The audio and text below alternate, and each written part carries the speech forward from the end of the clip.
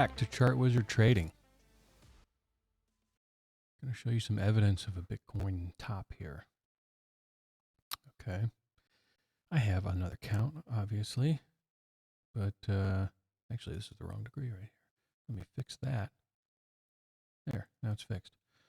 Anyway, evidence of a Bitcoin top here. That doesn't mean it is. Okay. So for all you people out there that think that like Nostradamus exists or something like that, he doesn't. Just an analyst. And I pick up the tea leaves and I count them as I seize them. Okay. So to show this evidence of a Bitcoin top, first of all, in Elliott, everything moves in 5s and 3s. So you have a trend in 5-wave moves, and then those break down smaller, and you get interruptions to those 5-wave trends in 3s. Okay. And as you go higher and higher, you make a bigger 5, you make a bigger 3. Okay. So off of this Bitcoin inception here, which we don't have all the data for, this little dinosaur here, we know it started in January 2009 or whatever, and you know, whatever social mood dictated at the time, some people at their keyboards talking about it was hyping it up or whatever. All that happened over here before finally a price got recorded, right? A penny or a fraction of a penny or whatever it was. Regardless, since we don't have that data, all right, you make the assumption, which it's a good assumption at this point because look at all the price action you have, that regardless of how this first wave subdivides, it's a 1, 2. Okay. So you got 1, 2. Okay. And then another 1, 2. And another 1, 2. And then a 3 and a 4 and a 3 and a 4 and a 5. Okay. So this is the initial 1, 2 off the, so look at the degrees here. They got this orange 1, 2. Okay. That's going to match up later. Here's the 3 that matches with that, right? If you draw out that wave, 1, 2, 3, 4, and then working on the 5th, right? That's the biggest degree is that orange Roman numeral there. And this is a third wave. So you got 1, 2, and then the third wave subdivides as 5 waves. So that's how that one subdivides, 1, 2, 3, 4, 5. Okay, and then you have an extension within the third of the third. Okay, and then 5th was extended as well. And you only get 2 extensions, so that's a rule. Finished the orange 4th wave back here in December of 2018. And since then, been carving out an extended 5th wave, which again, you only get 2 extensions. So in relation to this Roman numeral orange count, okay, I'll bring that back up.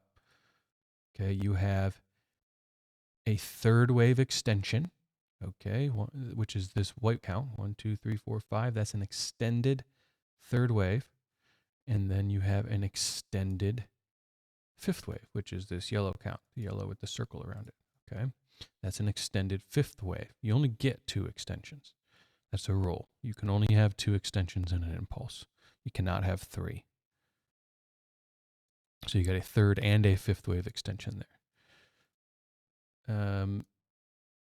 Now, we have an extended 5th wave here. All right, within the yellow count. So if we pull that one up, here's the yellow count. Okay, this is the 5th wave of the orange count. You have an extension in the 5th wave.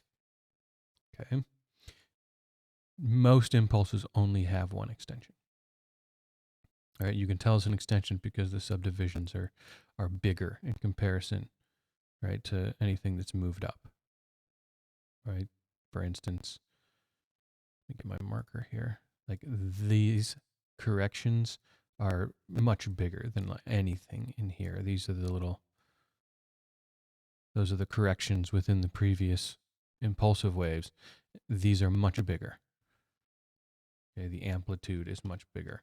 So this 5th wave is extended. Okay. And then that's it. That's the final 5th wave, right? Because you can only have 2 extensions, which is why you stack these up. We get back to our Roman numeral 5 here, this orange one. And then once you have 5 waves, just like with any set of 5 waves, that is a new degree. Okay. Now, this particular impulse, this is the 5th of the 5th, so this orange one here, 5th of the 5th, contains no extension. There is no extension in this impulse. Usually an impulse has 1. Other times it either has 2 or none. Okay, so it's not a rule that it doesn't have an extension. It's just an observation that it doesn't have one, right? At least not yet. But reasonably, we have a lot of evidence to point that we're not getting an extension. And what I mean by that, okay, so a guideline of wave formation in an impulse is that you should expect alternation between the second wave and the fourth wave. And what alternation means is that one of the two waves will come very close to or make a new extreme, a new high as compared to the trend coming in. Right? As you can see, this one did, and the other one will not. Okay? So right here what we have is called a flat pattern. Okay, it's a regular flat for wave 2. And for wave 4, we have what's called a zigzag. Okay, I could trace those out, and you can look in the book. You can do this yourself on your own chart. If you do that, then pull it off, that's what a flat looks like. Okay, and then for this one, it's 5, 3, 5 is a zigzag. So you got 5 down diagonal A, 5, 3, or 3, 3, 5 flat pattern for B, and then 5 down in the C. And if you pull that one out, that's what a zigzag looks like. Okay. So you have alternation between the second and the fourth waves. If you didn't, then you should be expecting an extension. But since we do, in all probability, in the Elliott world, that's it. That's complete. You just need one more impulse to complete it. So then how can we break it down, right? Let's well, first I want to show you one more thing on this in this higher time frame. A guideline we look for in an impulse. Okay, one of the guidelines is equality. The guideline of equality between waves 1 and 5. Okay, and what equality means is that they're equal in size, right? So I'm in a log scale, this is such a big move that that's the appropriate scale to be measuring on. So what I've done here is I've measured the entire length, okay, of the first wave. All right, and now I'm going to start at the end of the fourth wave here. There we go. I'm pretty close, not to the exact dollar, but let me see if I can get it right on top of there. It doesn't really matter if it's the exact dollar or not. You're just looking for roughly equality, right? 17.618 we don't need. Okay, so this is 100% of 1, right? So measured that wave and then measured the entire fifth wave, right? And we get equality, 1 to 1. Pretty close to the dollar. We're within a percent there or so. So that's yet another indication of a guideline, if you met, that this is 5 waves complete. The last thing you want to look for is this 5, because you can subdivide 5 in here, right? So on this one here, 1, 2, 3, 4, 5, right? That's 5 waves in that 1. You got 1, 2, 3, 4, 5 waves in that 3. Okay, and you want to make sure that there's 5 waves in a 5, right? Because it's 5 waves interrupted by 3, 5 waves interrupted by 3, 5 waves, and then that's 5 waves, and that tops something of some degree, right? So let's now dig in. I'm going to go to a smaller time frame, and I'm going to go back to candles, just because for that measurement I was just measuring in line, okay, because I wanted to avoid like the super long wicks and stuff. Okay, but you can measure the same equality in candles too. You're going to get roughly the same. It's just it comes to about here-ish, and you get a slight deviation over exact equality, but for all intents and purposes, you know, it's equality, right? So this is how this last one subdivides. So we have 1, 2, 1, 2, 1, 2. Okay. 3, 4, 3, 4, 3, 4, 5. And all of these wave 4s are triangles. Triangle, triangle, triangle. All right. This one being, these two being barrier triangles, and this one being a contracting triangle, this white one. So the blue one and the yellow one are barrier triangles, and the white one is a contracting triangle. Okay. All of which signify the final, the move right before the final wave of that degree. In which case you would not be getting 1-to-1. So anything that follows a triangle, you're not getting equality. Okay. That's a unique thing that follows triangles. But regardless, there it is. 1, 2, 1, 2, 1, 2, 3, 4, 3, 4, 3, 4, 5. Complete impulse. Okay. And now we're starting down. You have an impulse down. You have a flat pattern here. Let me show a little flat pattern here. So you have a wave flat, and then a double zigzag B, and then an impulse. And that's what's called an expanded flat. So if you pull that out and you compare to the book, the B wave breaks the low, the C wave breaks the high of the A wave. That's called an expanded flat. Okay. And then going forward, what you expect is, let me get my polyline again here. So you have a 1 and a 2, right? At some point here, you're going to bottom this shortly. Okay. And this is going to be a smaller degree, 1 and a 2. And then you're in your 3. 3. And then since this was a flat, right, you want to see alternation. So this was a flat. Your 4 should be a zigzag, just like it was over here, right, on the bigger scale. So then your 4 would go there, and then you get your 5. And you're working this same process, 5-wave process, small to big, back and reverse. Okay, so you nested 5 waves all the way from 2010 to this peak, and now you're smaller, bigger, okay, and then guess what's going to happen next, right? Then you're going to get another reaction, a 3-wave reaction, okay, and then that's going to be another 1, 2, okay, and you're making that process, you're continuing that process all the way down, bigger and bigger and bigger. Now, let's back this off for a second here.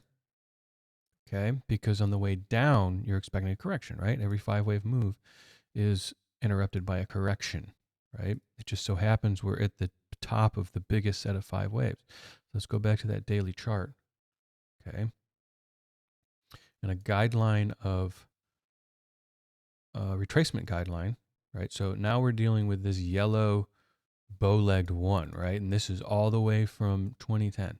We go to a weekly. Let's do a weekly chart, okay? So here's a weekly chart.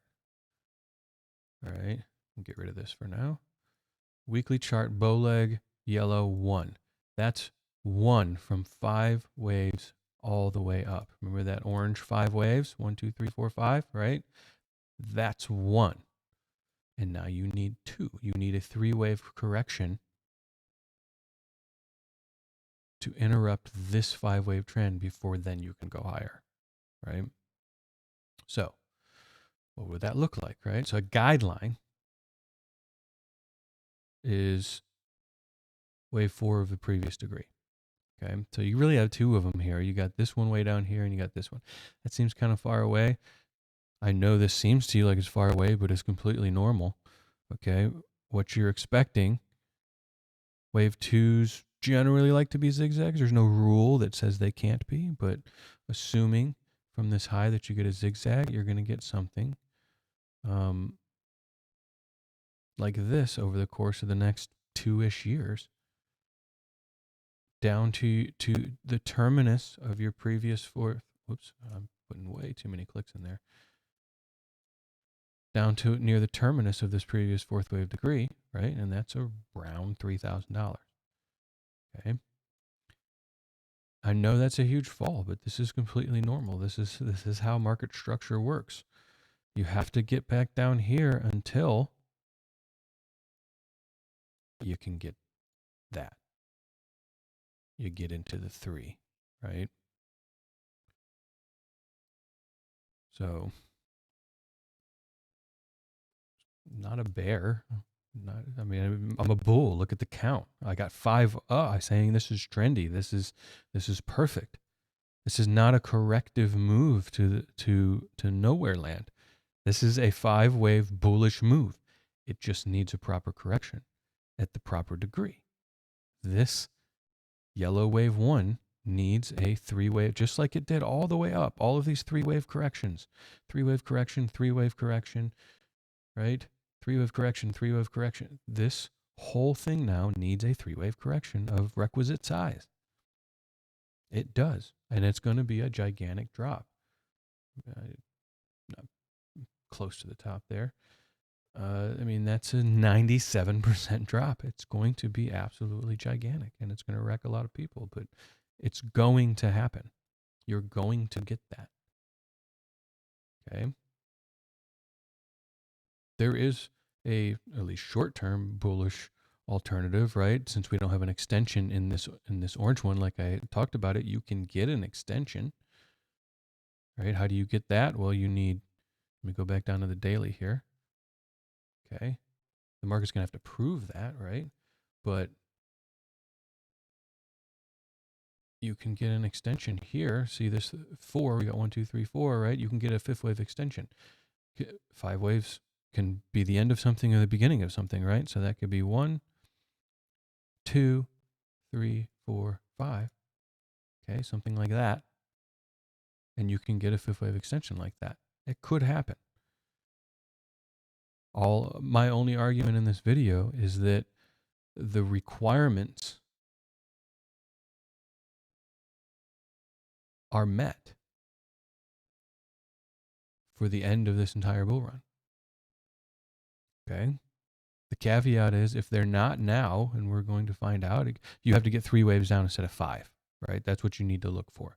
So if you get A, B, C, something like that, and then we start coming up, and especially you break into this range again, then yeah, let's go. Let's get that extension. Okay, but if you get 5 down,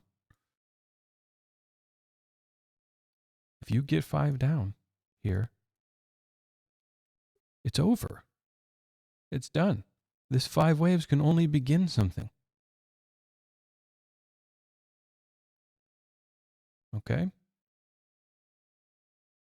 So that's what you need to be paying attention to going forward. If you really want this bull run to continue for whatever reason, I don't particularly care either way. But if you, for some reason, really, really want this bull run to continue before correcting, then you need to look for 3 waves here. Okay? And then hope you don't get a 4 and a 5. Because if you do, yeah, you're going to get a retrace. But this whole thing's over with. Okay? So that's the argument for a Bitcoin top.